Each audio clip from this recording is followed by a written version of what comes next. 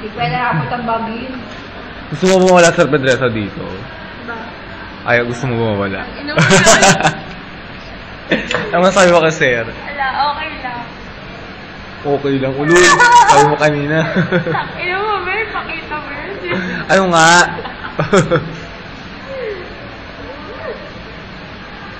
Sige no? Ayoko. Tangina niya? Ayoko. Tangina ni sir, sira ulo ka. Binabati ko po yung mga kamag-anak ko sa dito. Oo, sige. Hindi ka na mawawi na. Mawawi. Sige, mawawi. Mawawi. Napag-obisyon nyo sa kapis?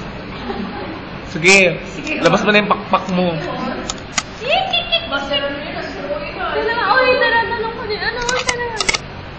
Ang nawawala ko po, anak. Ang gandang babae nito, hindi natang bakla, no? Ito maganda, tapos kutin naman yung suso. Nanawagan mo ako sa nakapulot na dito.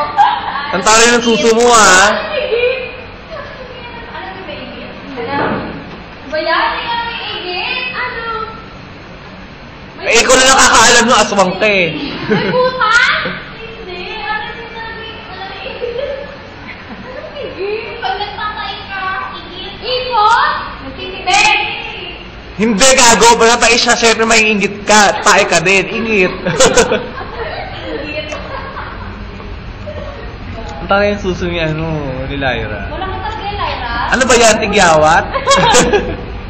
Ang taray, oh. Pinapaderma ka ba yung may kinutkot? Sabi, tangin ng acne to, isang taon na, oh. Ang yawa mo eh. Gago, tinan mo nga sa akin, no.